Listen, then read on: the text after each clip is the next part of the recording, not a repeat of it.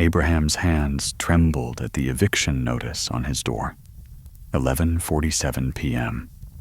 In 13 minutes, he'd be driving drunk college kids who'd tip crumpled dollars, their weekend fun money worth more than his weekly earnings. Maybe you know this feeling, that crushing weight when working harder isn't working, your chest tightening when 16 hours daily, 7 days a week, still doesn't equal survival. The desperation of sitting in your car at 3 a.m., engine running for warmth, wondering if this is what your parents sacrificed for. Abraham felt it too. Every night for 847 days, he'd driven these streets, exchanged every waking hour, telling himself he was being responsible, while his real dreams, the transportation company, the fleet, the life where he built something instead of surviving, sat locked in his mind, suffocating under bills and exhaustion. But tonight was different. A few hours earlier, he watched a driver collapse from exhaustion at a gas pump. 41, 3 kids, and his last words before the ambulance: "I never even tried to build my own business." Abraham realized the real risk wasn't starting his company. It was never starting. His breaking point became his breakthrough. As you settle in tonight, you can allow your mind to drift gently toward calmness, wealth, and deep transformation. Before you let yourself sink into this story, hit like if tales of turning struggle into empire speak to your soul, and subscribe to join this community of overnight abundance seekers. Drop a comment sharing where you're listening from and how many nights you've been manifesting with us. This commitment to growth inspires me deeply. Now get comfortable, let your breathing slow, and prepare to witness a transformation that will plant seeds of possibility in your own sleeping mind. You'll experience those final moments outside that apartment door, feeling the weight of his decision as if it were your own. The mentor who appeared when hope was fading. The first terrifying hire when his savings hit zero. But you'll also witness something extraordinary. The gradual awakening of a man who stopped asking for permission to build wealth, who discovered that serving others creates abundance, who learned that empires aren't built through luck. They're built through late nights, right decisions, and the courage to see opportunity where others see only problems. Tonight, as Abraham's story unfolds beside these gentle waters, your subconscious mind will begin to recognize that the same empire-building strength lives within you. You find yourself walking along a peaceful lakeside path as the sun begins its gentle descent toward the horizon. The air is warm, but not heavy, carrying the fresh scent of pine and the subtle sweetness of wildflowers that dot the shoreline. Your footsteps are soft against the weathered wooden planks of the floating dock that extends into the crystal clear water. The lake stretches before you like polished glass, reflecting the golden light that dances across its surface. Small ripples lap gently against the dock supports, creating a rhythmic, hypnotic sound that seems to sync with your heartbeat. In the distance, mountains rise like gentle guardians, their peaks touched with the amber glow of approaching sunset. You notice someone sitting at the end of the dock, legs dangling in the water, completely at peace. As you approach, he turns toward you with a warm smile. This is Abraham, though you might not recognize him from his rideshare days. Gone is the exhaustion that once lined his face, replaced by the quiet confidence of a man who built something extraordinary from nothing. "I've been expecting you," he says, gesturing to the space beside him on the dock. The wood is warm from the day's sun, smooth and inviting. As you settle next to him, your feet naturally find their way into the cool, refreshing water. The gentle lapping sounds create a perfect rhythm for deep relaxation as Abraham begins to share his story. His voice carries the wisdom of someone who has traveled from the depths of struggle to the heights of success, yet remained humble and grounded. 3 years ago, Abraham begins, his voice mixing with the gentle sounds of water against the dock. I was sitting in this exact spot, but I wasn't the same person you see now. I was broken, completely broken. He pauses, watching a family of ducks glide past in perfect formation, their wake creating tiny ripples that catch the fading light. You see, I came to America when I was 19. My family in Ethiopia had scraped together every burr they could find to send me here. They believed in the American dream so completely that they sold our grandmother's silver jewelry, the only valuable thing we owned, to buy my plane ticket.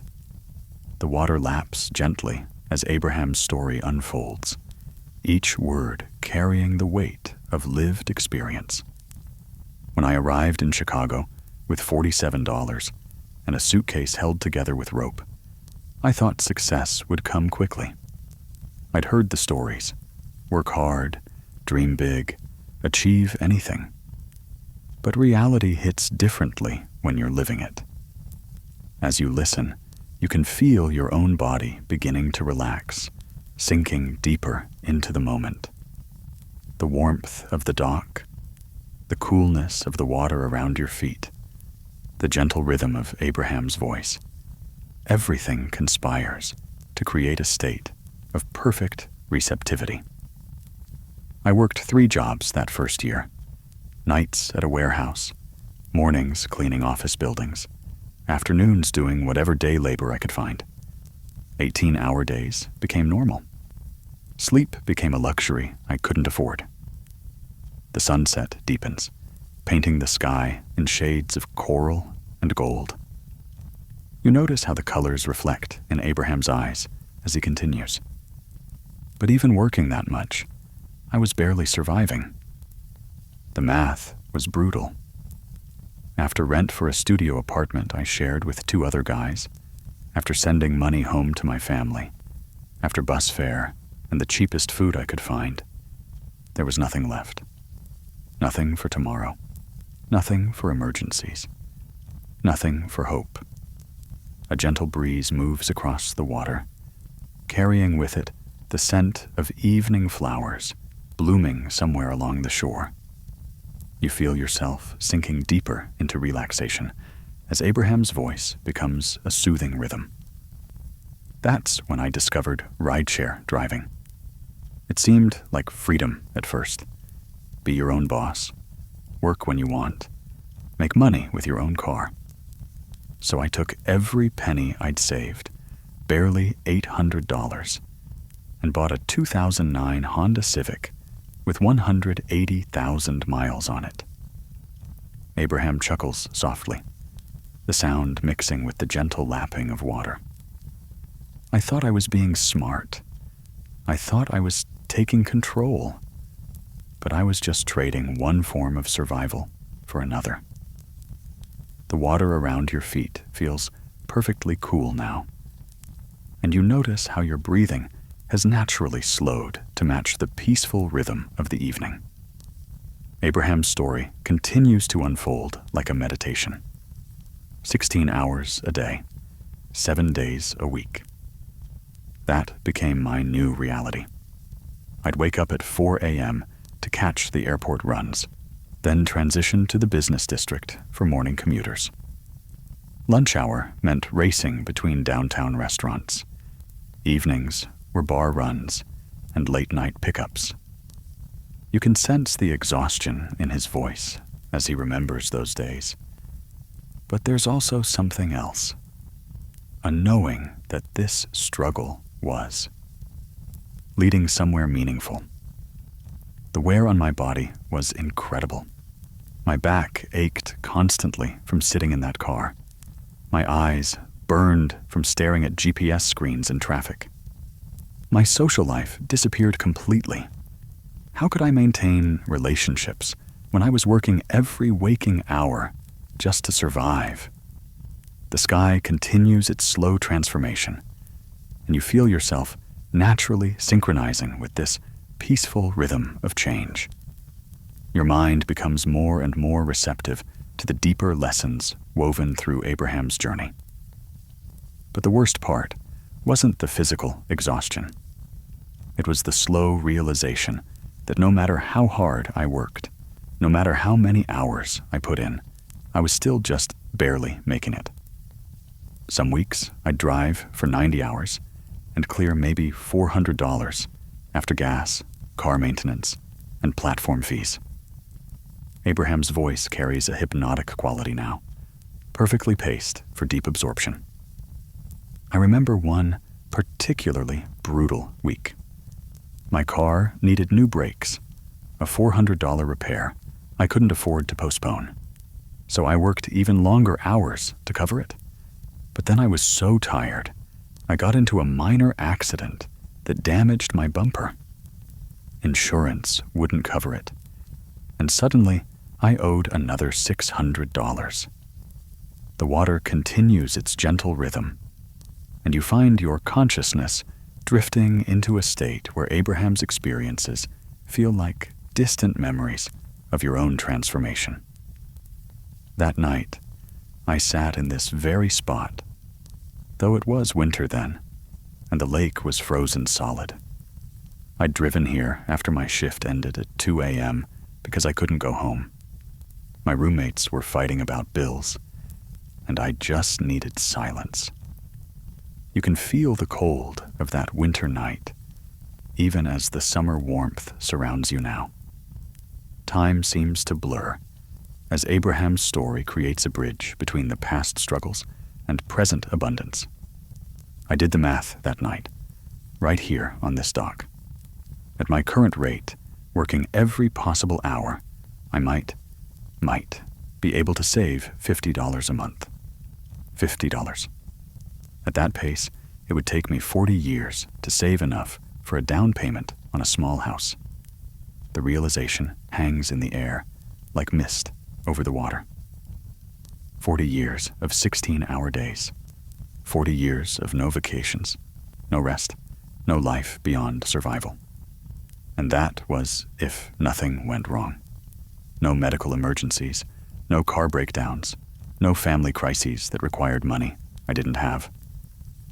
Abraham's voice becomes softer now, more introspective, and you feel your own mind opening to receive the deeper wisdom embedded in his story. But the breaking point wasn't financial. It was emotional. It was the morning I had to tell my mother, over a crackling phone connection to Ethiopia, that I couldn't send money that month because my car needed repairs. I heard her voice break, just for a second, before she told me it was okay. The pain in that memory is palpable, but so is the determination it sparked. She never complained, never made me feel guilty. But I knew that money helped feed my younger siblings. I knew it paid for medicine when people got sick. I knew my absence from home was only justified if I could provide something they couldn't get without me. As Abraham speaks, you begin to understand that. Struggle isn't just about money. It's about purpose, about feeling worthy of the sacrifices others make for you. That's when the real desperation set in. Not just the desperation of poverty, but the desperation of meaninglessness. I was working harder than almost anyone I knew, yet I had nothing to show for it. No assets, no savings, no progress toward any goal that mattered. The sunset has deepened now, and the first hints of evening stars begin to appear in the darkening sky. Your relaxation deepens with the gathering dusk. I started having panic attacks while driving. My heart would race for no reason. My hands would shake, and I'd have to pull over and remind myself how to breathe. The stress was literally making me sick. Abraham's honesty creates a safe space for acknowledging your own moments of fear and uncertainty. Sleep became impossible. Even when I finally got home and collapsed into bed, my mind wouldn't stop racing. Bills, repairs, schedules, routes, everything swirled together in an endless loop of anxiety. The gentle lapping of water against the dock provides a soothing counterpoint to these memories of chaos.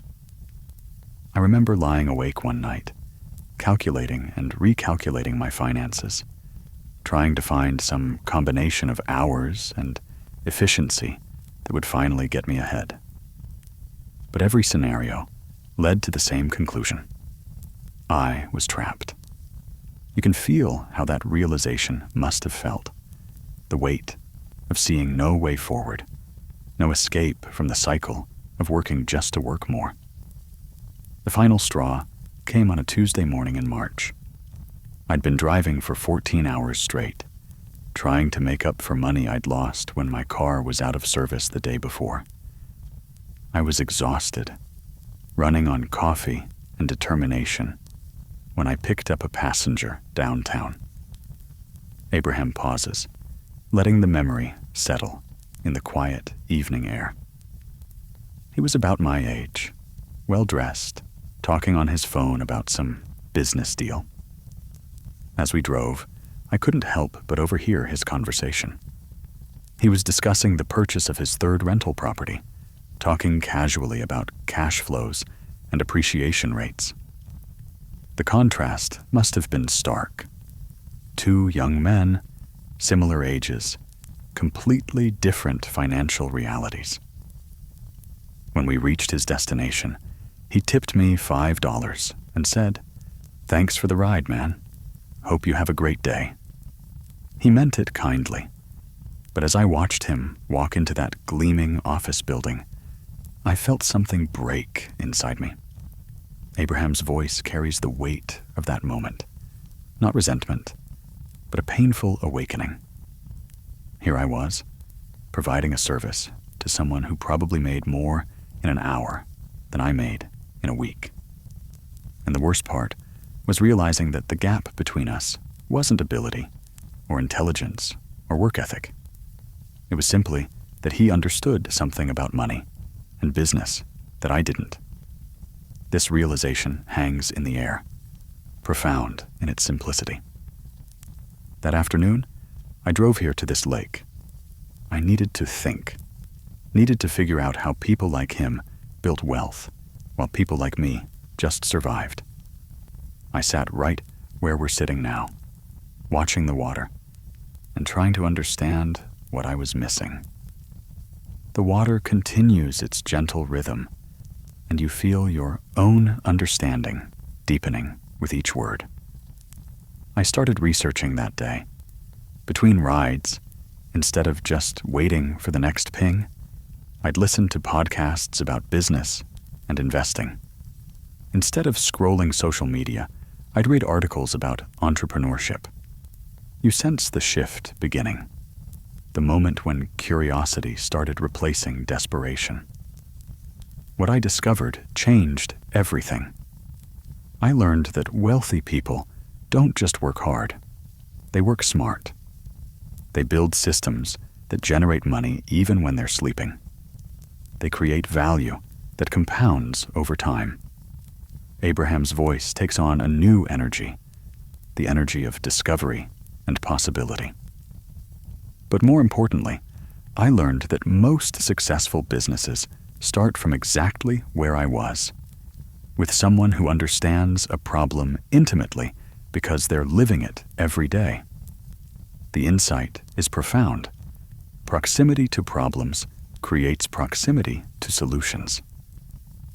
I realized I knew more about transportation challenges than almost anyone. I knew which neighborhoods needed better service.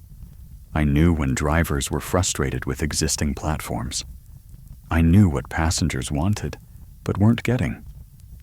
You can feel the excitement building as Abraham discovered his hidden expertise. But knowing and acting are different things. For months, I just consumed information without changing anything.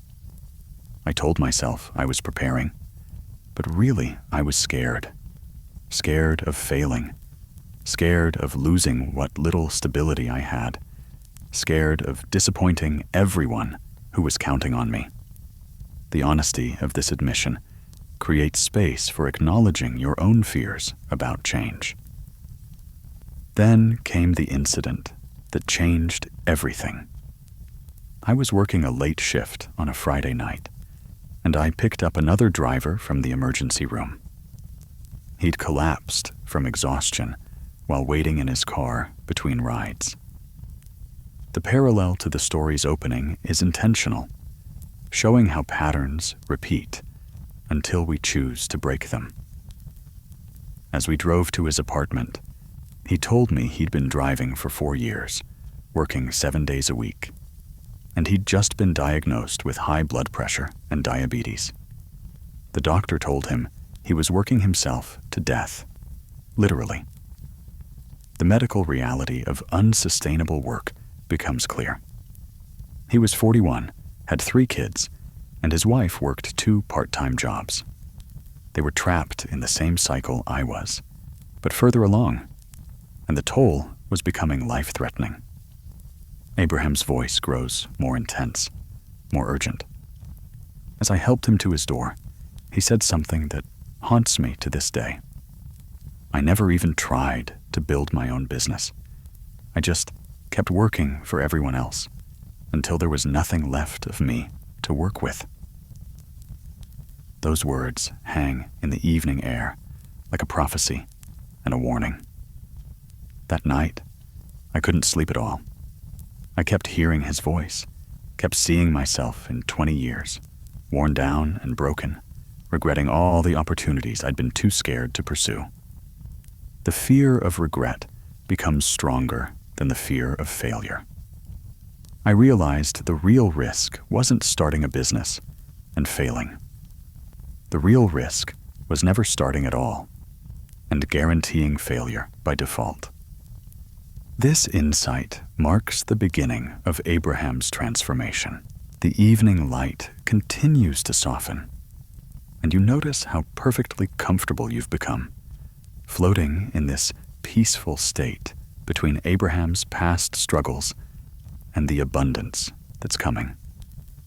The water around your feet feels like silk, and his voice has become a gentle current, carrying you deeper into relaxation and possibility.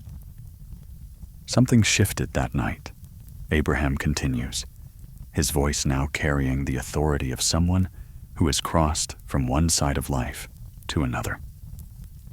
I stopped researching and started planning, but not the way I thought successful people planned, with business degrees and startup capital and investor meetings. The stars are beginning to emerge more clearly now, their reflection shimmering on the calm water surface. I started with what I had, a beat-up Honda Civic, intimate knowledge of transportation problems, and a burning desire to build something that mattered. Most importantly, I had something wealthy people often lose. I was hungry. You can feel that hunger yourself now, that deep desire for transformation that lives in every person who's ever felt trapped by circumstances. My first step was simple.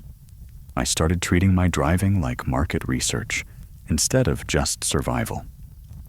Every passenger became a potential interview. Every ride became a chance to understand unmet needs in the transportation industry. Abraham's approach reveals an important truth. Opportunities hide within the work you're already doing. I'd ask questions casually. How was your experience getting a ride tonight? What would make transportation more convenient for you? Have you ever had trouble getting reliable service in this area?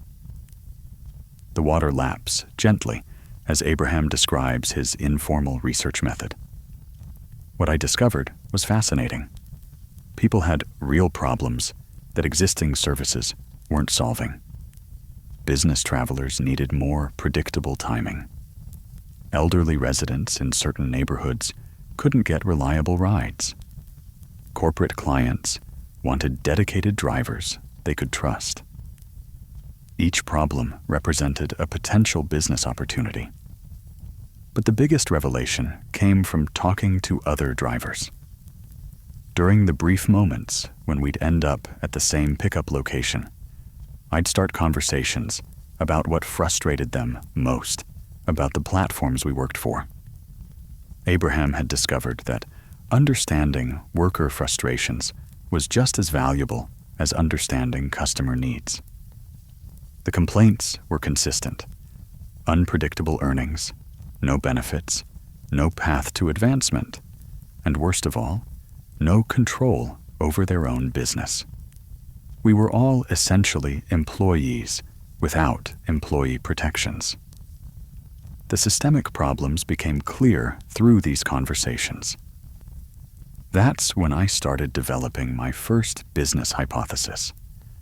What if there was a transportation company that treated drivers like partners instead of contractors? What if we shared profits instead of just paying commission? What if we built something together? Abraham's vision was born from empathy and shared experience rather than detached market analysis. I started small, smaller than small. My first investment in this dream was $15 for a basic business registration and a simple website template. I called it Freedom Transportation Services because that's what I wanted to create: freedom for drivers and better service for customers. The name itself carried the energy of liberation. But I quickly learned that dreaming and doing are very different skills. My first attempt at building a customer base was pathetic. I printed flyers on my home printer and left them on car windshields in office parking lots. Abraham laughs at the memory, but there's no shame in it, only appreciation for humble beginnings. Most of the flyers ended up as litter. I got exactly 0 phone calls from that first marketing effort. But I learned something valuable. Successful businesses aren't built on hope. They're built on systems that predictably generate results. Failure became education rather than discouragement. So I tried a different approach. Instead of trying to compete with established platforms on their terms, I focused on one specific niche: reliable, scheduled transportation for seniors and people with disabilities. Focusing on underserved markets proved to be a strategic advantage. I partnered with 3 local senior centers and offered to provide dedicated transportation services. Instead of surge pricing and unpredictable wait times, I guaranteed fixed rates and punctual pickup times. Abraham had found his first sustainable customer base. The response was immediate and overwhelming.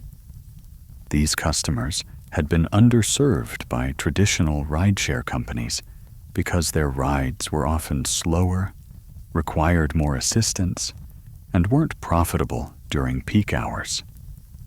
Serving others well became the foundation of building wealth. Within 2 months, I was booked solid with regular customers who paid fair rates and treated me like a trusted service provider rather than just another anonymous driver. Success came from solving real problems for real people. But I was still just a one-person operation, working the same long hours, just with better customers and predictable income. The real breakthrough came when Mrs. Patterson, one of my regular passengers, introduced me to her grandson, Marcus. Personal connections often catalyze business growth in unexpected ways. Marcus was 23, recently graduated from community college with a business certificate, and looking for work that offered more than minimum wage and no future. More importantly, he understood customer service and had the patience required for working with elderly passengers. Finding the right first employee is crucial for any growing business. I offered Marcus a partnership instead of just a job. He could use my second vehicle, a 2012 Camry I'd bought with my first month's profits, and we'd split the revenue 60/40 after expenses, with him keeping the larger share because he was doing the driving. Sharing success, rather than just delegating work, created alignment and motivation. Marcus was skeptical at first. He'd never heard of a business model where the employee made more than the owner. But I explained that my goal wasn't to extract as much value as possible from his work. It was to build something sustainable that served everyone well. Abraham's philosophy challenged conventional employment relationships. The arrangement worked beautifully. Marcus brought energy and fresh ideas to customer interactions. Passengers loved his respectful demeanor and reliability. Within 3 weeks, he had a waiting list of people who specifically requested him as their driver. Quality service created customer loyalty and word-of-mouth marketing. That's when I realized I'd stumbled onto something much bigger than a transportation service. I'd discovered a business model that could scale while maintaining quality and treating people well. The business model itself became the innovation.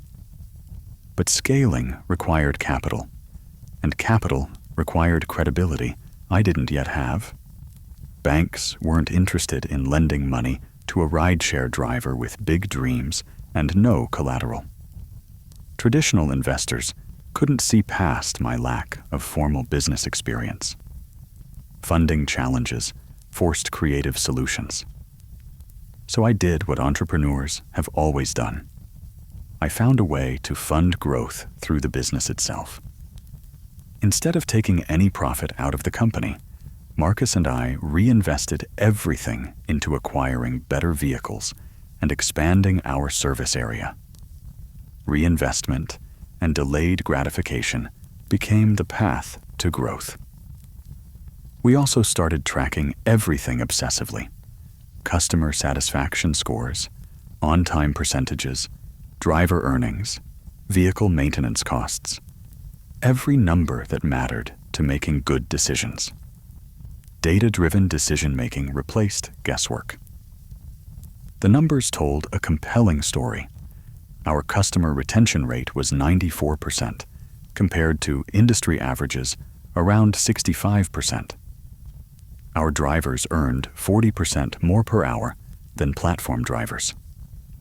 Our customers paid 15% less than premium services while receiving better reliability. Superior results validated the business model. 6 months in, Marcus and I were each earning more than we had as traditional rideshare drivers, working fewer hours, and building something that felt meaningful rather than just sustainable. Success was measured not just in dollars, but in quality of life improvement. But the real validation came when other drivers started asking how they could join what we were building. Word was spreading through the driver community that we'd created something different. Peer recognition confirmed they were on to something significant. That's when I met the person who would change the trajectory of everything. Maria, a former operations manager for a regional bus company who'd been laid off when they downsized. The right mentor appeared when the business was ready for the next level. Maria understood transportation logistics at a level I couldn't even imagine. She knew about fleet management, regulatory compliance, insurance requirements, and most importantly, how to scale service operations without losing quality. Expertise joined passion to create a more complete foundation. She also understood something I was just beginning to learn: that building a real business requires thinking beyond just solving today's problems. You have to build systems that can handle tomorrow's opportunities. Strategic thinking became as important as operational excellence. Maria agreed to join us as a partner, bringing her experience in exchange for equity in the growing company. Together, we started developing plans that seemed impossibly ambitious from where we'd started. Partnership expanded capabilities beyond what any individual could achieve alone. We talked about fleets of vehicles, multiple service lines, corporate contracts, and maybe even expanding to other cities. Dreams that had once seemed ridiculous now felt achievable because we had a proven model and the right people to execute it. Vision expanded as capability increased. But dreaming and achieving still required bridging a significant gap. We needed substantial capital to move from a small local operation to a real transportation company. Growth demands investment at every stage. Traditional funding sources were still closed to us. But Maria introduced me to a concept I'd never considered: revenue-based financing from businesses that understood what we were building. Alternative funding sources opened new possibilities. We put together a detailed business plan showing our track record, customer satisfaction data, and financial projections. For the first time, I felt like we were presenting ourselves as a real business rather than just a good idea. Professional presentation reflected business maturity. The first 5 investors we approached turned us down. Too risky, they said. Unproven market, they said. But Maria kept reminding me that we only needed one yes from the right partner. Persistence in the face of rejection is essential for breakthrough moments. The 6th meeting changed everything. The investor was a former transportation executive who immediately understood the gap we were filling and the scalability of our approach. The right investor brings more than money. They bring understanding and connections. He offered us $150,000 in working capital in exchange for a partnership that would help us expand to 5 vehicles and hire 4 additional driver partners. Funding enabled the transition from survival to growth mode. But more importantly, he introduced us to the resources we needed: commercial insurance brokers, fleet management systems, and other successful transportation entrepreneurs who could mentor us through rapid scaling. Access to expertise and networks often matters more than capital alone. With funding secured and systems in place, we faced our first real test.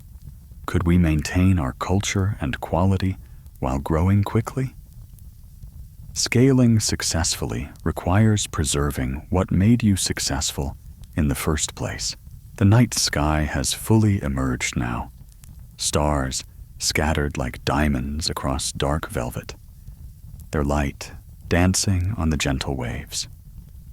You feel completely relaxed, your consciousness floating in that perfect space between waking and sleeping, where insights penetrate deeply into your subconscious mind. Abraham's voice continues to guide you through his transformation. Each word planting seeds of possibility in your own fertile imagination. Growth, Abraham says softly, is like this lake. It looks calm on the surface, but underneath there are currents and depths that can either carry you forward or pull you under. The metaphor settles into your awareness like truth. Our first major challenge came within 2 weeks of receiving the investment. We hired 3 new driver partners quickly, eager to expand our service capacity. But rapid hiring meant we didn't have time to properly train them on our customer service philosophy. Abraham had learned that culture can't be assumed. It must be intentionally transmitted. The result was predictable, but painful. Our customer satisfaction scores dropped from 94% to 78% in just 10 days. Passengers who had come to expect exceptional service were getting the same indifferent treatment they received from larger platforms. Success is fragile and requires constant protection. I remember sitting right here on this dock, feeling like a complete failure. We'd grown too fast and lost the very thing that made us special. Maria found me here at midnight, staring at customer complaint emails on my phone. Growth without systems leads to chaos rather than success. Abraham, she said, sitting down next to me, just like you are now. Every successful company goes through this phase. The question isn't whether you'll make mistakes. It's whether you'll learn from them quickly enough to survive them. Mistakes become education when approached with the right mindset. That conversation led to our first major business innovation, the Freedom Academy. Instead of throwing new drivers into service immediately, we created a 2-week training program that immersed them in our philosophy and methods. Investing in people became investing in business sustainability. The Academy wasn't just about driving skills or customer service techniques. It was about understanding why we existed and what made us different from every other transportation option. Purpose-driven training created purpose-driven performance. We taught our philosophy. Every passenger is trusting us with their safety, their time, and their dignity. Every ride is an opportunity to demonstrate that transportation can be respectful, reliable, and relationship-focused. Values became the foundation for consistent behavior. We also created a mentorship system where experienced drivers partnered with new ones for their first 50 rides. This ensured quality control while building the kind of community culture that made people want to stay. Peer-to-peer support scaled training beyond what management could provide alone. The results were immediate and dramatic. Our customer satisfaction scores returned to the 90s within a month. But more importantly, our driver retention improved from 60% to 95%, almost unheard of in the transportation industry. Investing in culture paid dividends in performance and stability. But our biggest test came when a corporate client offered us a contract that would triple our revenue overnight. A large consulting firm wanted dedicated transportation for their senior executives, premium service, guaranteed availability, top-tier vehicles. Major opportunities often come with major risks. The contract was worth $30,000 per month, more than our entire current revenue. But it required purchasing 5 luxury vehicles immediately and hiring drivers experienced with executive-level service. Growth opportunities demand significant upfront investment. Maria and I spent 3 days analyzing every aspect of the opportunity. cash flow projections, insurance requirements, vehicle financing, recruitment challenges, everything that could go right or wrong. Due diligence became crucial for making wise growth decisions. The analysis revealed an uncomfortable truth. Taking the contract would require borrowing $200,000 for vehicles and working capital. If the client canceled within the first year, we'd be bankrupt. Big opportunities often carry big risks that must be carefully managed. But we also realized that passing on the opportunity might mean staying small forever. This could be the contract that established us as a serious player in the corporate transportation market. Sometimes you have to risk what you have to get what you want. We decided to take the contract, but with modifications that reduced our risk. Instead of buying luxury vehicles outright, we negotiated lease agreements with purchase options. Instead of hiring employees, we recruited experienced independent contractors who wanted the stability of regular corporate work. Creative structuring turned a risky opportunity into a manageable growth step. Preparing for the corporate launch required learning entirely new skills. Executive transportation isn't just about getting from point A to point B. It's about discretion, anticipation, and seamless coordination with busy schedules. Different markets demand different capabilities and service levels. We created detailed protocols for everything: vehicle presentation standards, driver dress codes, client communication procedures, and emergency backup plans. Nothing could be left to chance when serving executives who expected perfection. Systematization became essential for delivering consistent, high-quality experiences. The launch went flawlessly, but maintaining the service quality while serving both corporate and community clients stretched our operational capabilities to the limit. Success in one area can create challenges in others if not properly managed. We were running different service levels simultaneously: luxury corporate transportation, reliable senior services, and standard rideshare alternatives. Each required different vehicles, different training, and different operational support. Complexity increased exponentially with market diversification. Cash flow became a daily balancing act. Corporate clients paid net 30, while individual passengers paid immediately. Vehicle maintenance costs were higher with luxury cars, but profit margins were also higher. Financial management grew more complex with business diversification. 6 months into the corporate contract, we faced our first major crisis. One of our luxury vehicles was involved in an accident. Not our driver's fault, but the client's executive was shaken, and the vehicle was totaled. Even perfect operations can be disrupted by circumstances beyond your control. The insurance claim would take weeks to process, but we needed replacement transportation immediately. Corporate clients don't accept excuses. They expect solutions. Crisis response became a test of business resilience and customer commitment. We had 24 hours to find a replacement luxury vehicle and demonstrate that we could handle unexpected challenges without compromising service quality.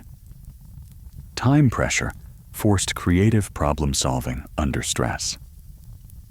Maria suggested something that seemed crazy. We reached out to other transportation companies in nearby cities and offered to pay premium rates for temporary vehicle access. Collaboration with competitors became a crisis management strategy. To our surprise, 3 companies were willing to help. they understood that reputation matters more than short-term competitive advantage. One company even drove a luxury sedan 4 hours to our location.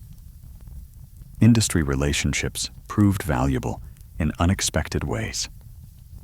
We not only maintained service continuity, but impressed our corporate client with our crisis response capabilities.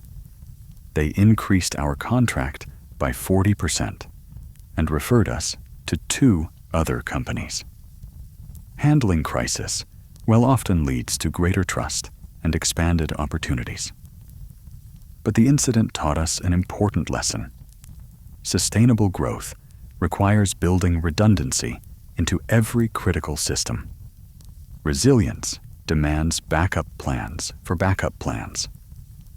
We established relationships with partner companies, maintained reserve vehicles, and created detailed contingency protocols for every type of disruption we could imagine. Preparation for problems is as important as planning for success. By the end of our first year in corporate transportation, we were managing 15 vehicles, employing 12 driver partners, and generating $65,000 in monthly revenue. Systematic growth created substantial business value over time. But more importantly, we'd learned to think like business owners rather than just service providers.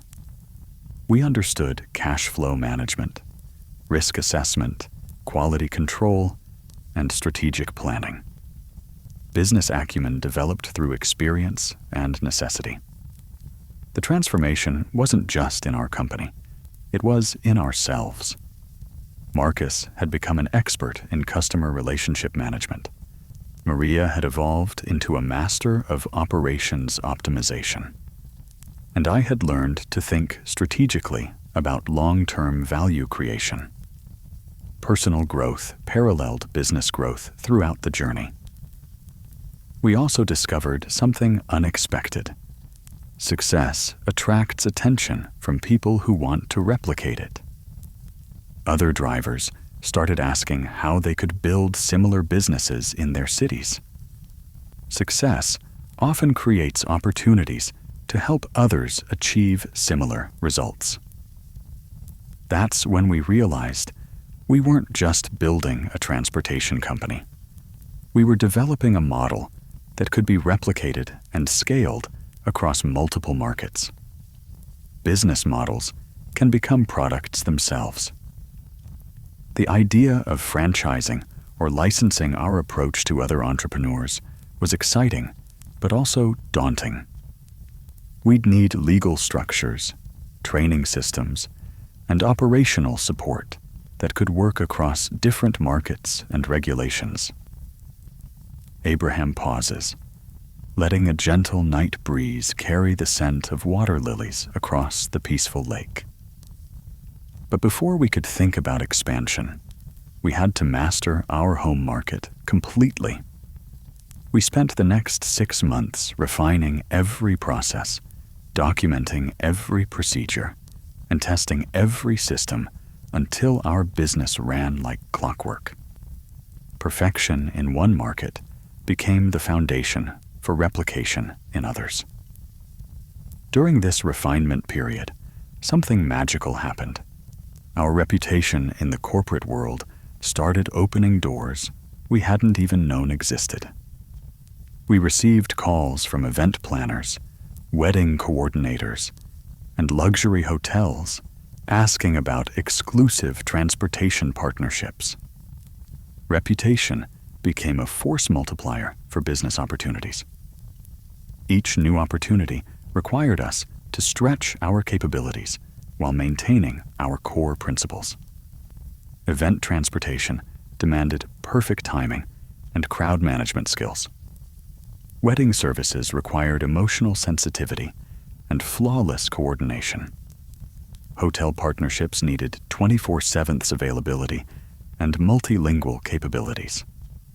Diversification challenged every aspect of operational excellence. We learned to say yes to opportunities that aligned with our strengths and no to those that would distract from our core mission. This discipline was harder than it sounds. Turning down revenue is always difficult when you're building something from nothing. Strategic focus required saying no to good opportunities to save capacity for great ones. By our second year, we had achieved something remarkable. We were profitable in multiple service lines, had built a reputation for reliability across different markets, and had created a company culture that attracted top talent. Sustained excellence across multiple dimensions created sustainable, competitive advantage. But our most important achievement was less visible. We had proven that treating people well, both employees and customers, was not just ethically right, but economically smart. Ethical business practices proved to be profitable business practices. Our driver partners earned 60% more than platform drivers while working fewer hours. Our customers paid competitive rates while receiving superior service. Our business generated healthy profits while maintaining high operational standards. Win-win-win outcomes became the measure of true business success. The financial results were compelling, but the human results were even more meaningful. Marcus had saved enough money to buy his first house. Several of our drivers had started their own small businesses using skills they'd learned with us. We were creating prosperity that extended beyond our immediate company. Business success that creates community prosperity is the highest form of achievement. This broader impact attracted attention from local business leaders and government officials. We were invited to speak at entrepreneurship conferences, consulted on transportation policy decisions, and featured in local media as an example of innovative small business development. Recognition validated both the business model and its positive community impact. The speaking opportunities led to consulting requests from other cities interested in replicating our approach. Instead of just talking about our success, we could help others implement similar models in their markets. Expertise became a valuable product that could generate additional revenue streams. But the opportunity that really changed our trajectory came from an unexpected source. One of our corporate clients was acquired by a national consulting firm that wanted to implement our transportation services in 12 cities simultaneously. Success with one client created opportunities for massive scaling. The contract was worth $2.4 million annually, more than our total revenue to date. But it required capabilities we didn't yet have: multi-city coordination, standardized training programs, and technology systems that could manage operations across different time zones. Massive opportunities demand massive capability development. Maria and I faced the biggest decision in our company's history. We could stay local and comfortable, maintaining our boutique approach and steady growth. Or we could take the leap into national operations with all the risks and opportunities that entailed. Growth inflection points force choices between comfort and potential. We chose growth, but we chose it carefully.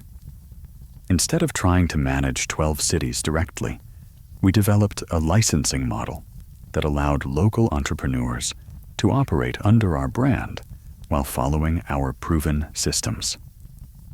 Franchising allowed growth without overwhelming internal capabilities. The licensing model required creating comprehensive training programs, operational manuals, and quality control systems.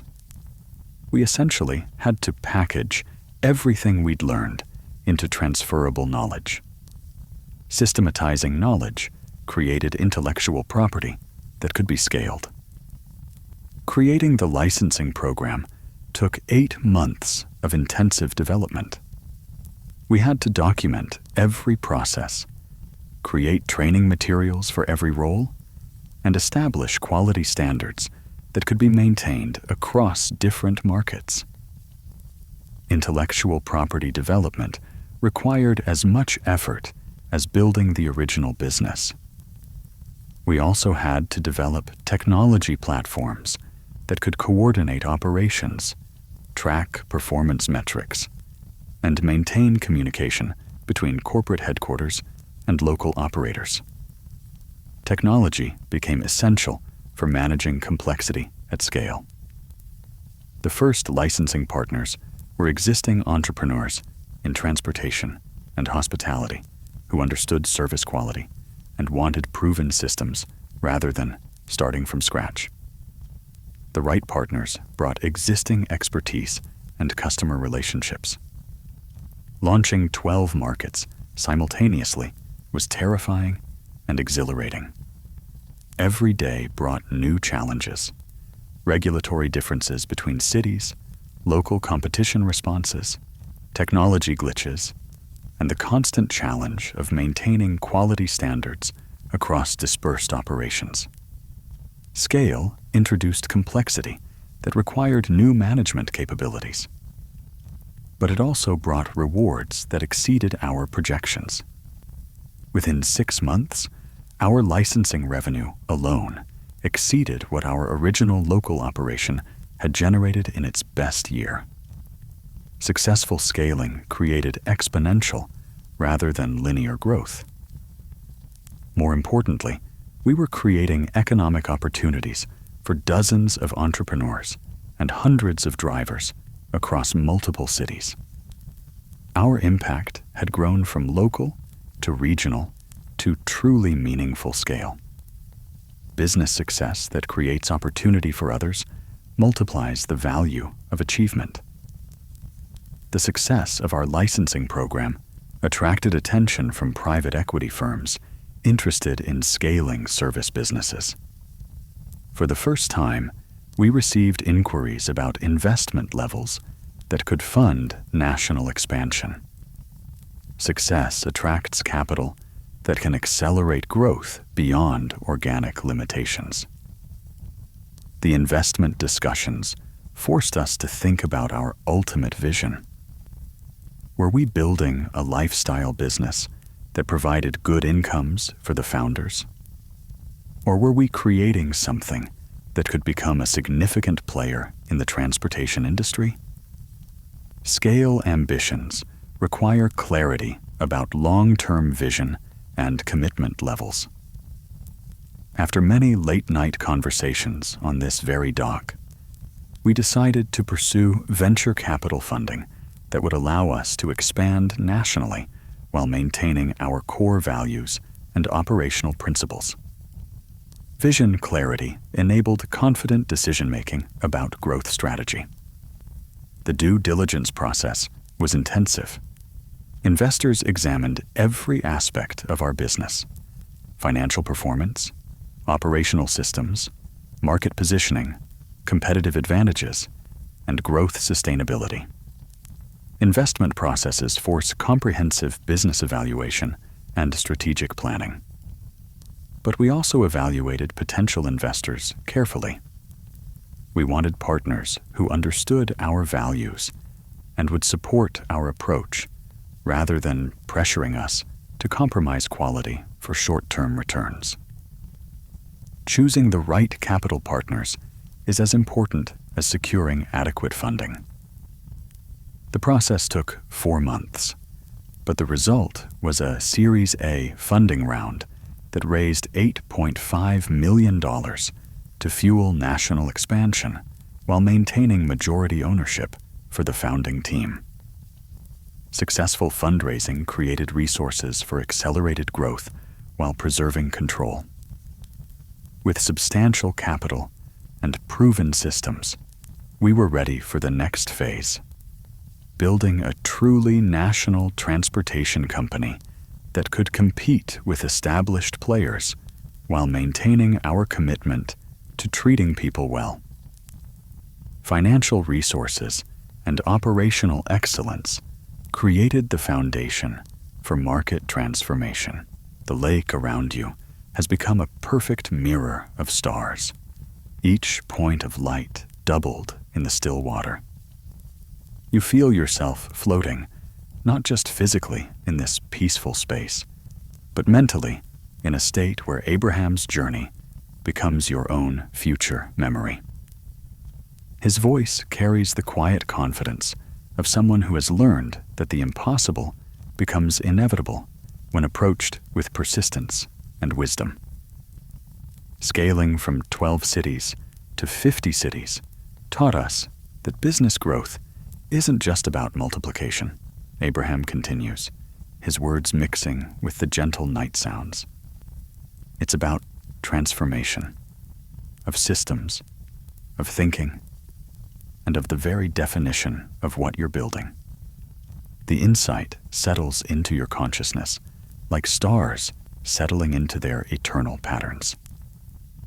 Our first major realization was that managing 50 licensing partners required completely different skills than managing 12. The personal relationships and informal communication that worked at smaller scale became impossibly complex. Growth often demands abandoning methods that created initial success. We had to evolve from entrepreneurs to executives, from operators to strategists, from problem solvers to system builders. It was a painful but necessary transformation. Personal evolution becomes essential for business evolution. Maria took the lead on developing our franchise support systems. She created detailed onboarding programs, monthly training webinars, and performance dashboards that helped partners succeed while maintaining our quality standards. Supporting others' success became central to organizational success. I focused on technology development and strategic partnerships. We needed software platforms that could handle complex multi-city operations. And we needed relationships with national suppliers who could support our growing vehicle and equipment needs. Infrastructure requirements scale exponentially with business growth. The technology challenges were particularly complex. Our original systems worked fine for local operations, but coordinating hundreds of vehicles across dozens of cities required enterprise-level solutions. Technology becomes a critical competitive advantage at sufficient scale. We partnered with a software development firm to create a proprietary platform that handled scheduling, routing, driver management, customer communication, and financial reporting in real time across all markets. Custom technology solutions often become necessary for unique business models. The platform development took 18 months and cost $2.3 million. But it gave us capabilities that existing transportation companies couldn't match. We could optimize routes across cities, balance driver workloads dynamically, and provide customers with seamless service regardless of location. Technology investments that seem expensive prove essential for competitive advantage. But technology alone couldn't solve our biggest challenge: maintaining culture and quality standards as we grew beyond personal relationships and direct oversight. Human elements of business become more complex, but more critical at scale.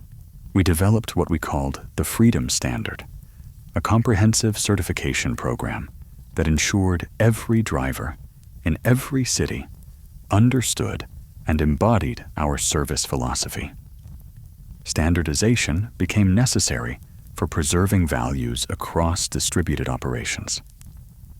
The certification program included online training modules, in-person workshops, regular assessments, and ongoing mentorship. It was expensive and time-consuming, but it was the only way to scale culture deliberately. Investing in culture preservation protects the foundation of business differentiation. We also created a peer recognition system where drivers could nominate colleagues for exceptional service. This created positive peer pressure and reinforced our values through the community itself. Self-reinforcing cultural systems become more powerful than management oversight. The results exceeded our expectations. Customer satisfaction scores remained above 90% across all markets. Driver retention stayed above 85%, even as we grew rapidly. And our brand reputation became a significant competitive advantage. Systematic culture development paid dividends in performance and reputation. But our most important innovation during this period was recognizing that we weren't just in the transportation business. We were in the opportunity creation business. Redefining your industry often reveals new possibilities for value creation. We started offering business development support to our best drivers, helping them transition from employees to entrepreneurs by starting their own local operations under our licensing model. Creating pathways for advancement within your system attracts and retains top talent. This internal entrepreneurship program generated some of our most successful licensing partners while creating career advancement opportunities that kept our best people engaged long-term. Internal promotion through entrepreneurship aligned individual and organizational growth. As our reputation grew, we started attracting attention from unexpected sources. Corporate clients began asking us to handle their employee transportation needs nationwide. Travel agencies wanted partnerships for ground transportation. Even airlines inquired about exclusive airport service agreements. Success in one area often creates opportunities in adjacent markets. Each new opportunity required careful evaluation. We'd learned that rapid growth without strategic focus could destroy the very qualities that made us successful in the first place.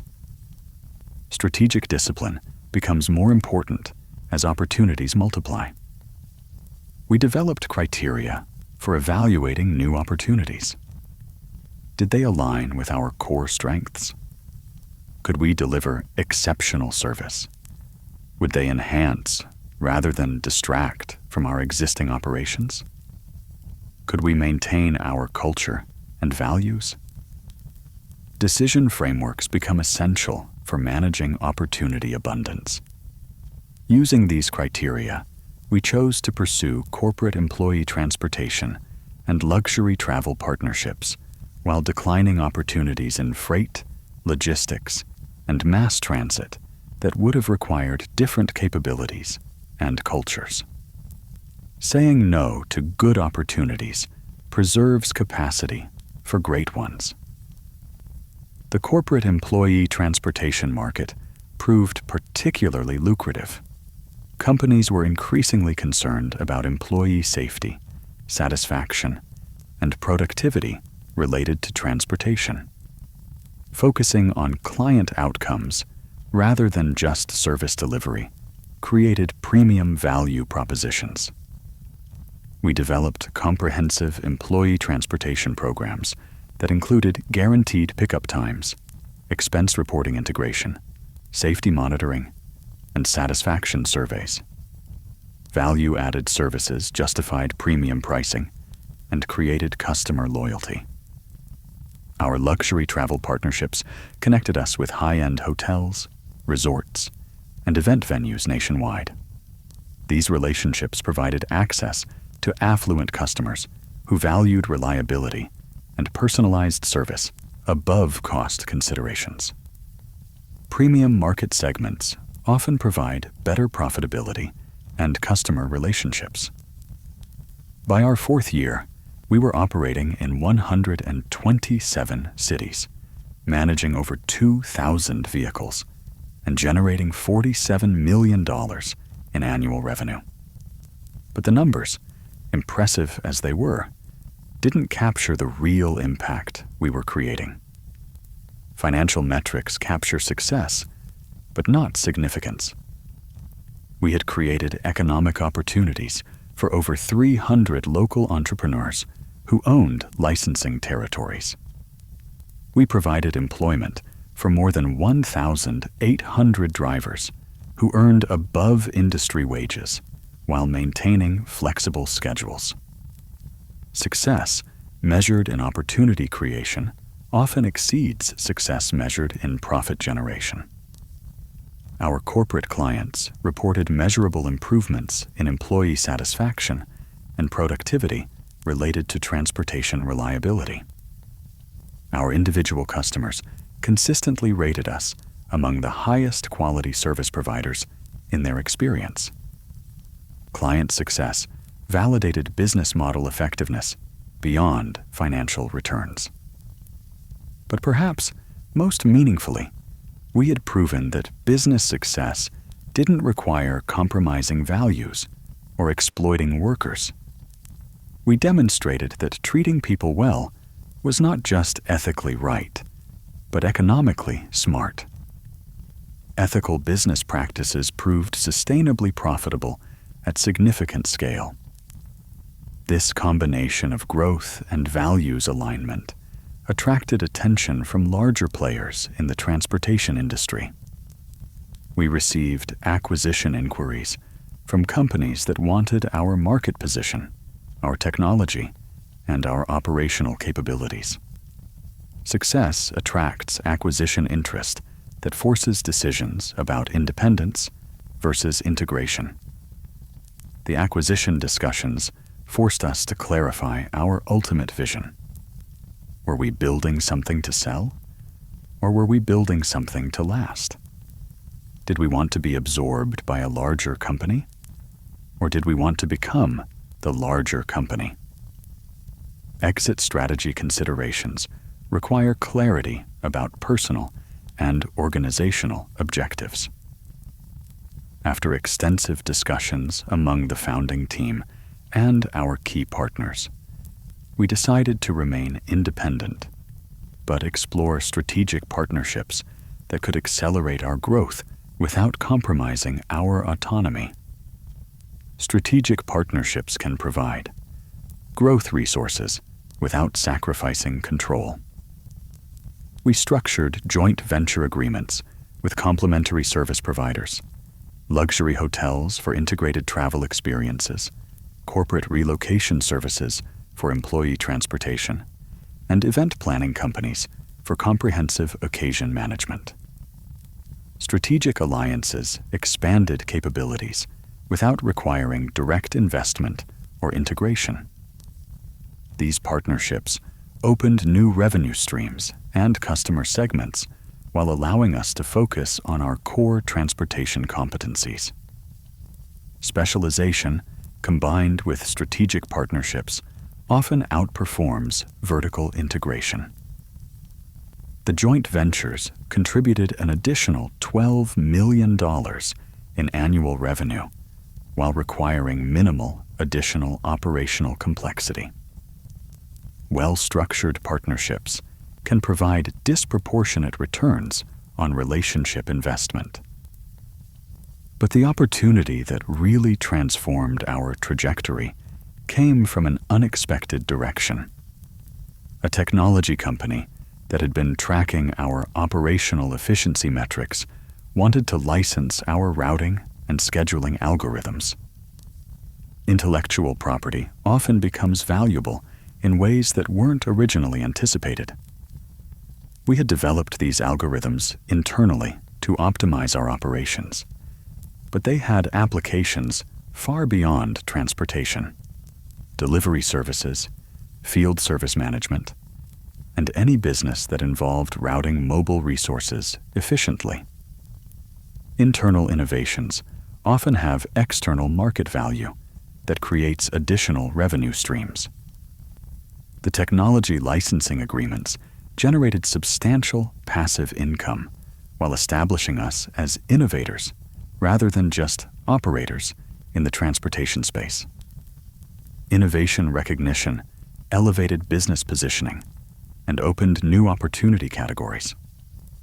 More importantly, it forced us to think about our company as a collection of valuable assets: our brand reputation, our operational systems, our technology platforms, our customer relationships, and our network of entrepreneur partners. Asset-based thinking revealed value creation opportunities beyond operational excellence. This broader perspective led to our next major strategic initiative, going public to fund expansion into international markets while providing liquidity for our early investors and team members. Public offerings create capital access and stakeholder liquidity while introducing new accountabilities. But preparing for an IPO while managing rapid growth created the most intense period of our company's history. We needed to professionalize every aspect of our operations while maintaining the culture and values that made us successful. Growth transitions often require balancing innovation with institutionalization. The gentle sounds of the lake create perfect conditions for deep absorption, as Abraham's voice carries the weight of these crucial decisions. We hired a chief financial officer who had experience taking companies public, but we were careful to find someone who understood and supported our values-driven approach. The right leadership additions enhance capability without compromising culture.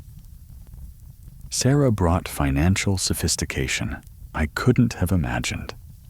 She implemented enterprise resource planning systems, established audit controls, created investor relations protocols, and developed reporting structures that met public company requirements. Professional management expertise became essential for business maturation. But the most challenging aspect wasn't technical. It was psychological. As founders, we had to learn to operate with unprecedented transparency and accountability to shareholders we'd never met. Public ownership demands comfort with scrutiny and shared decision-making authority. The due diligence process forced us to examine every aspect of our business through outside eyes. Investment bankers, auditors, and regulatory officials scrutinized our operations, finances, legal compliance, and competitive positioning. External evaluation often reveals both strengths and vulnerabilities invisible to internal perspective. We discovered that many practices that worked well at smaller scale needed refinement for public company standards. Our driver recruitment process, vehicle maintenance protocols, and customer data management all required upgrades. Scale transitions demand operational sophistication beyond entrepreneurial improvisation. The financial projections required for the IPO forced us to think more strategically about market opportunities, competitive threats, and long-term sustainability than we'd ever done before. Long-term planning becomes essential when accountable to public market expectations. We also had to develop comprehensive risk management protocols. Public companies must identify and disclose every potential threat to business performance, from regulatory changes to competitive pressures to economic downturns. Risk awareness and mitigation become critical capabilities for sustainable growth. This process was exhausting, but ultimately strengthening. It forced us to build systems and capabilities that made us more resilient and better prepared for future challenges. Rigorous preparation often creates capabilities that exceed immediate requirements. As you listen, you feel your consciousness naturally drifting into that receptive state where insights penetrate deeply into your subconscious awareness. The roadshow process, presenting our company to potential investors across the country, was simultaneously exhilarating and terrifying. We had to articulate our vision, defend our model, and demonstrate our potential to some of the most sophisticated financial minds in the world. Public presentation skills become essential for accessing capital markets. But these presentations also validated our approach.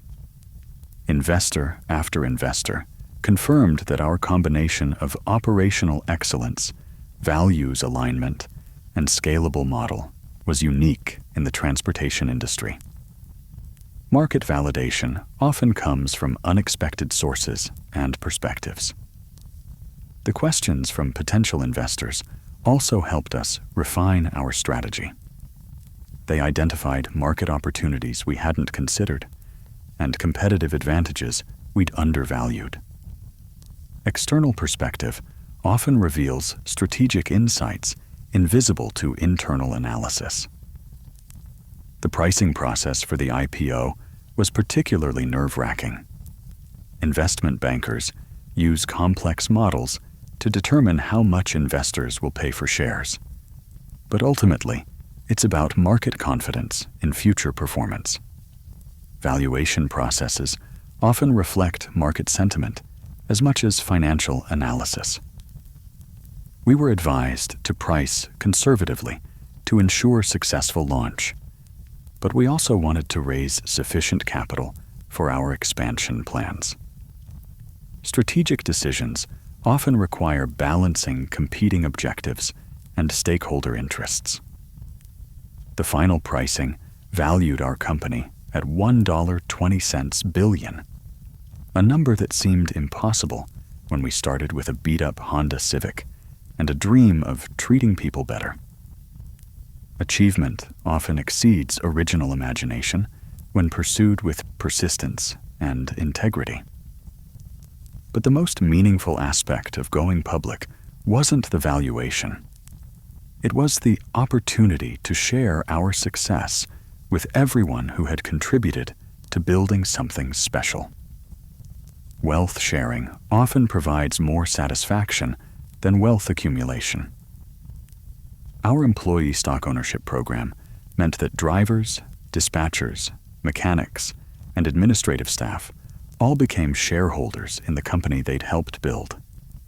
Equity participation creates ownership mentality and shared commitment to success. Marcus received shares worth over $3 million, reflecting his role as our first employee and ongoing contributions to company culture. Early team members often receive disproportionate rewards for taking initial risks. Maria's equity position made her one of the wealthiest transportation executives in the industry. But more importantly, it validated her decision to join our unconventional approach.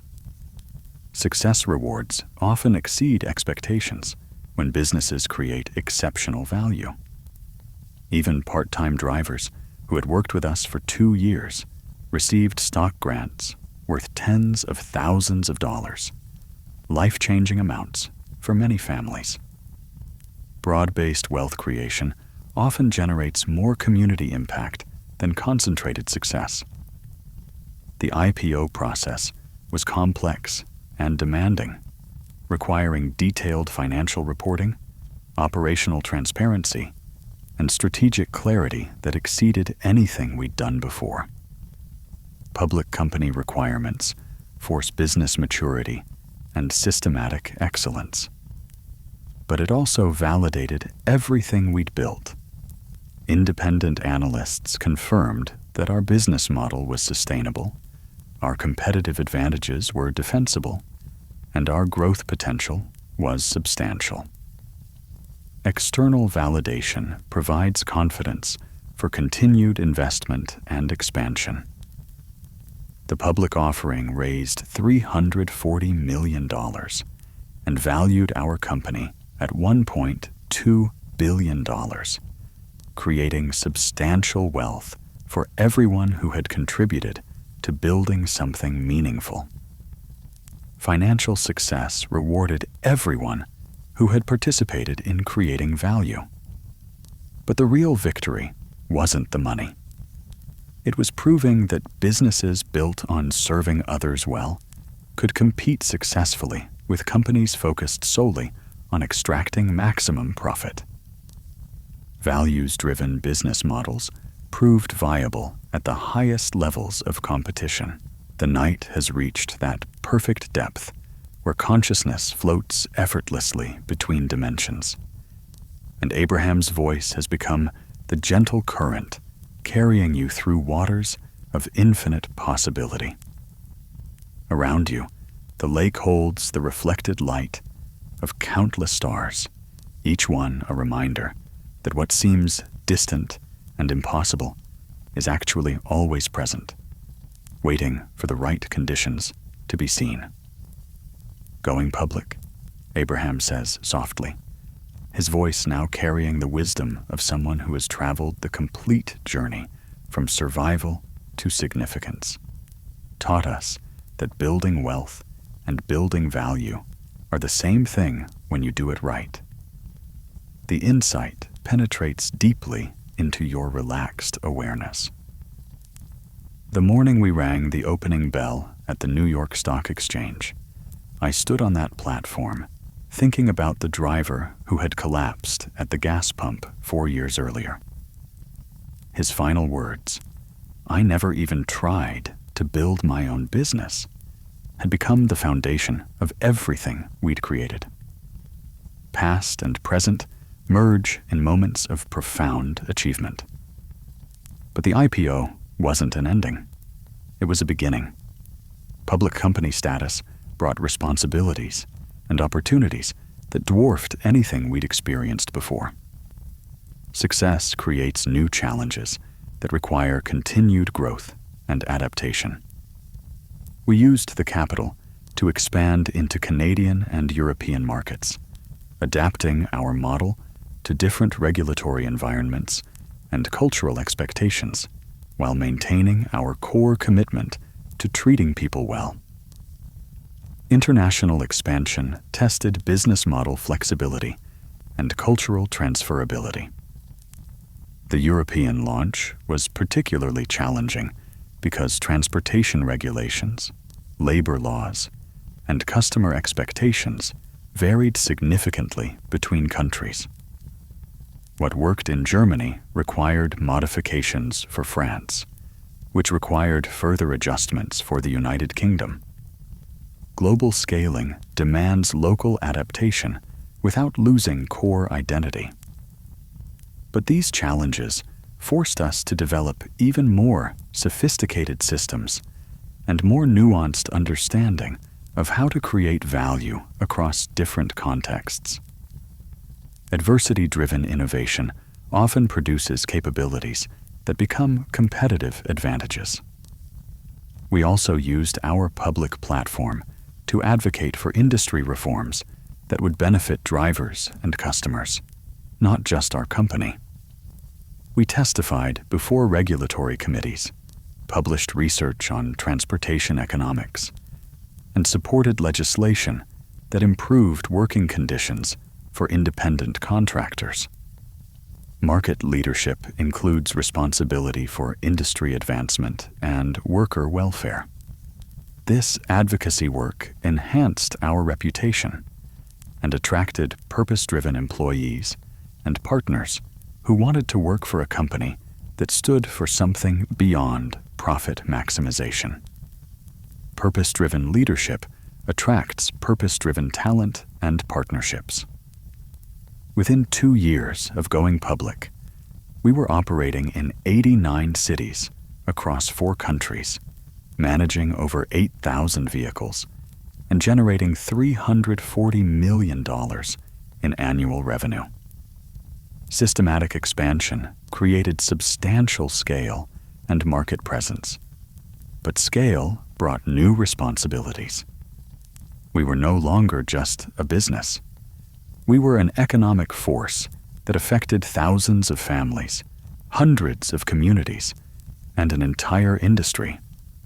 Success creates stakeholder responsibilities that extend far beyond financial performance. We established the Freedom Foundation, a nonprofit organization dedicated to supporting transportation entrepreneurs and improving mobility access in underserved communities. Giving back became an integral part of sustainable business success. The foundation provided microloans for vehicle purchases, business training for aspiring entrepreneurs, and transportation services for elderly and disabled residents in areas where commercial service wasn't profitable. Structured philanthropy extended business impact into social benefit. We also created an employee stock ownership program that gave every driver and staff member equity in the company's success. As our stock price appreciated, everyone who contributed to our growth shared in the financial rewards. Wealth sharing aligned incentives and demonstrated commitment to stakeholder capitalism. The stock ownership program transformed our culture in unexpected ways. When everyone has ownership, everyone thinks like an owner. Customer service improved, operational efficiency increased, and innovation flourished throughout the organization. Equity participation created ownership thinking at every organizational level. But our most significant innovation during this period was recognizing that transportation is fundamentally about connecting people to opportunities, and that our platform could facilitate connections beyond just physical movement. Industry redefinition often reveals exponential value creation possibilities. We launched Freedom Connect, a digital platform that helped our drivers and customers access additional services, job training programs, small business resources, financial education, healthcare benefits, and social services. Platform thinking transformed a service business into an ecosystem business. The platform generated additional revenue through partnerships with service providers. But more importantly, it created genuine value for our community members. Value creation for users often generates sustainable value capture for platforms. Drivers could access continuing education programs during downtime. Customers could connect with local service providers.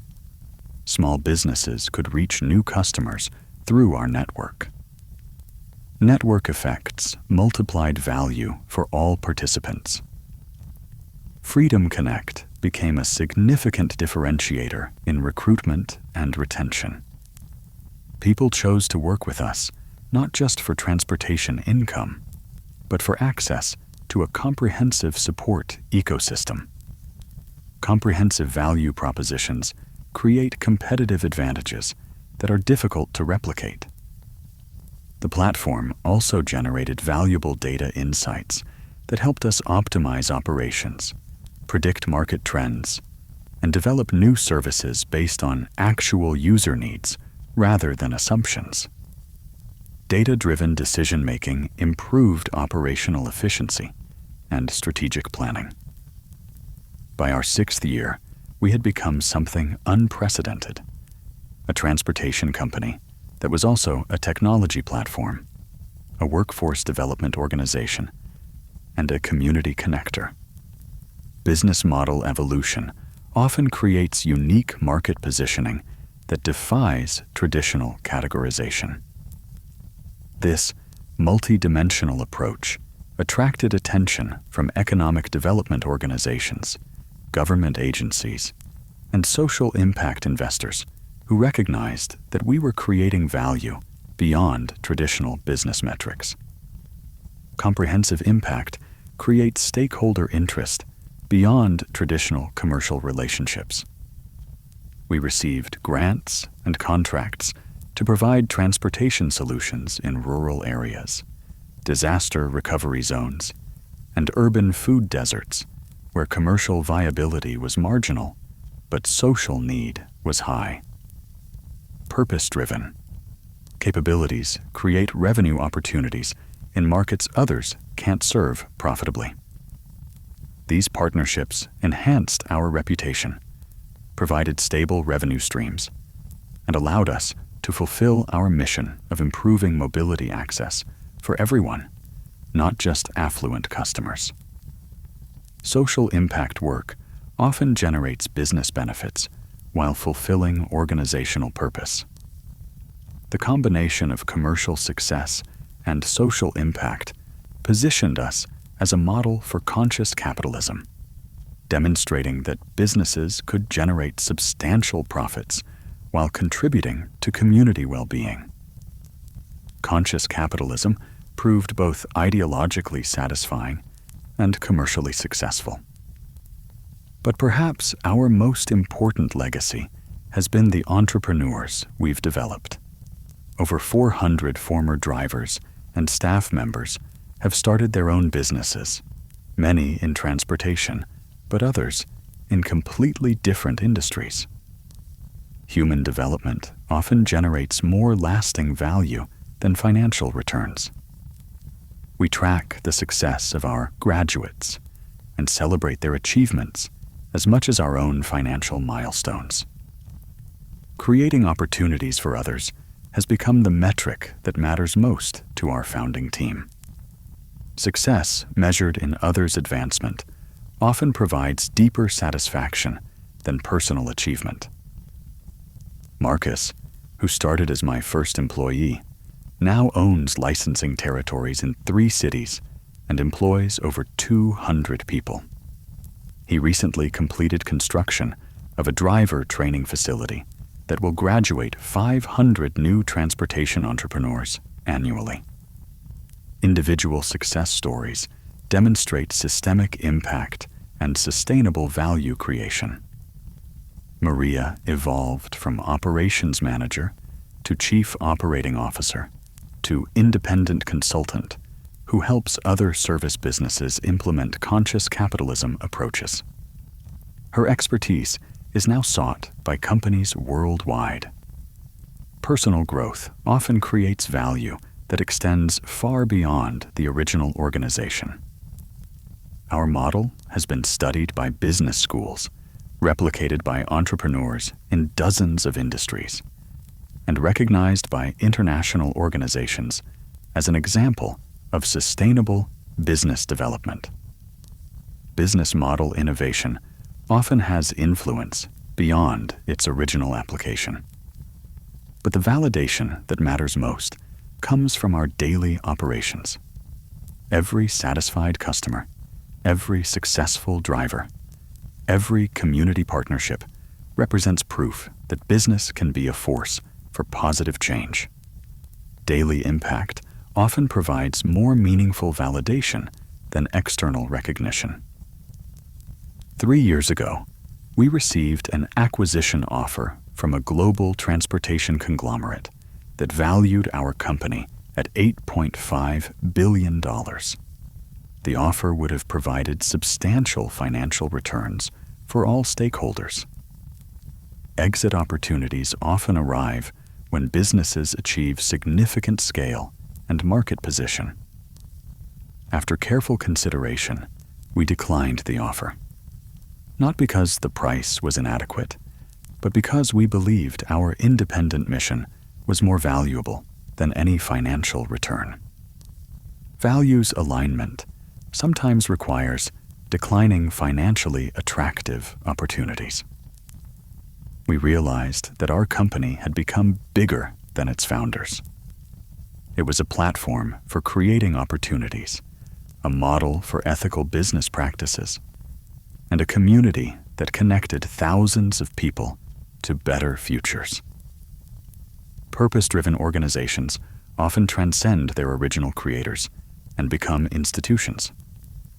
Today, Freedom Transportation Services operates in 156 cities across 8 countries. We manage over 15,000 vehicles, employ more than 12,000 people directly, and support over 800 independent entrepreneurs through our licensing network.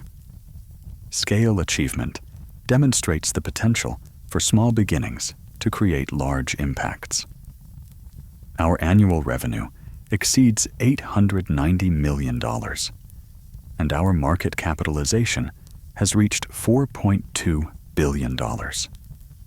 But more importantly, we facilitated over $2.3 billion in earnings for drivers and entrepreneurs in our network. Financial success that creates opportunity for others multiplies impact beyond organizational boundaries.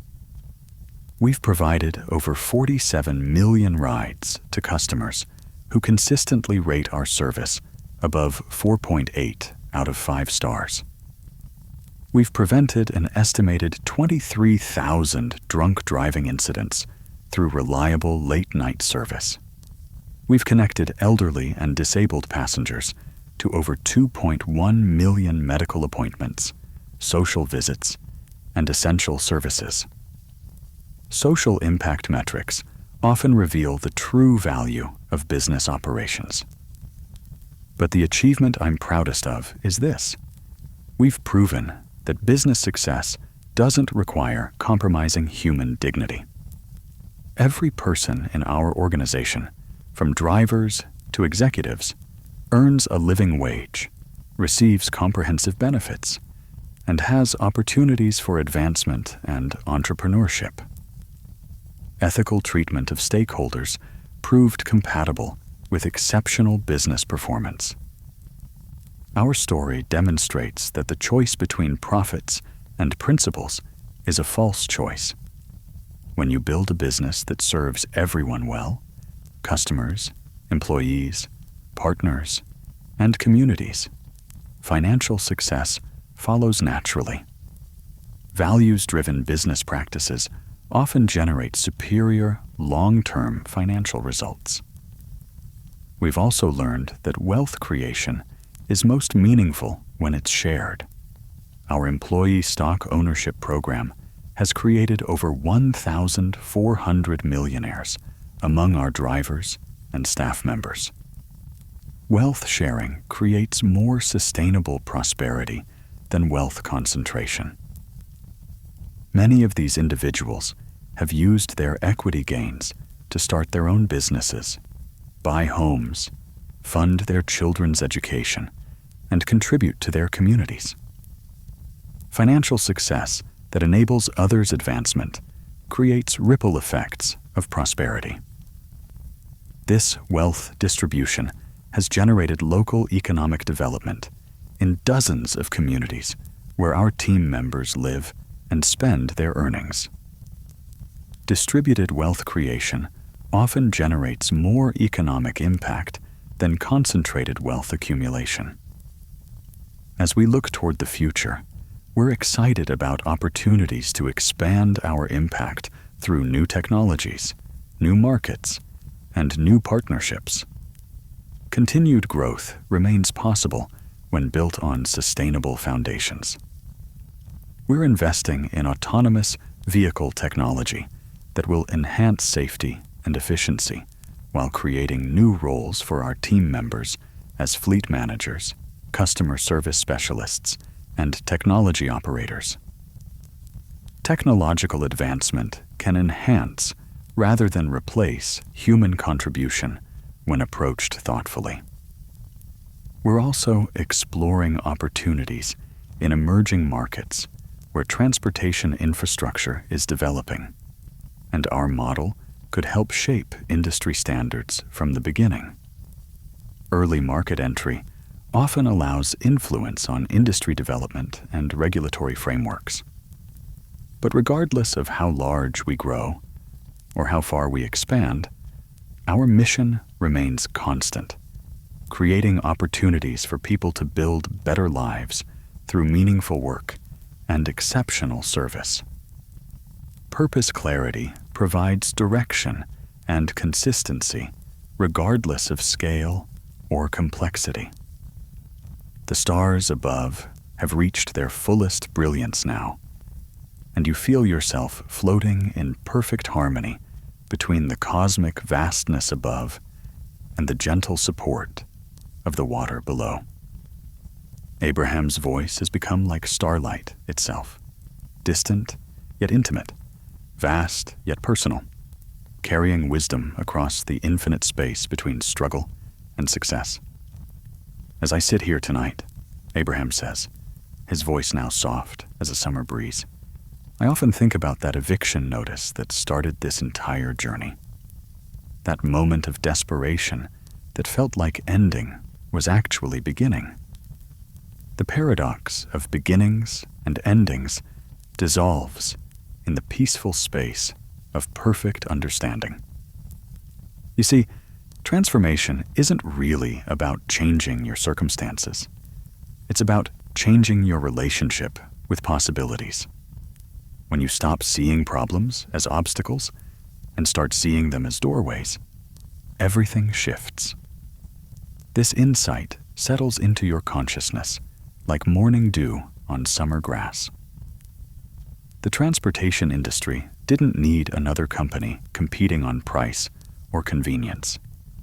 It needed someone who understood that moving people is really about moving dreams, moving hopes, moving futures toward better destinations.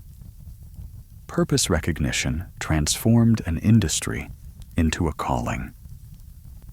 Every passenger who stepped into one of our vehicles was trusting us with more than their transportation. They were trusting us with their time, their safety, their dignity, and their faith that service could be both profitable and personal. Service excellence became the foundation for sustainable wealth creation. When you build a business around serving others exceptionally well, money stops being the goal and starts being the natural result. Profit becomes proof that you're creating real value rather than just extracting value from others. Value creation generates wealth more sustainably than value extraction.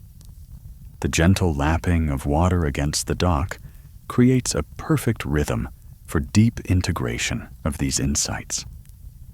You feel your breathing naturally synchronizing with this peaceful pulse. But the real secret, Abraham continues, his voice becoming even more soothing, isn't in the business model or the market opportunity or the operational systems.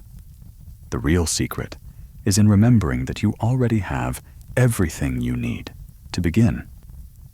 This truth resonates in your relaxed awareness like a bell struck in a cathedral.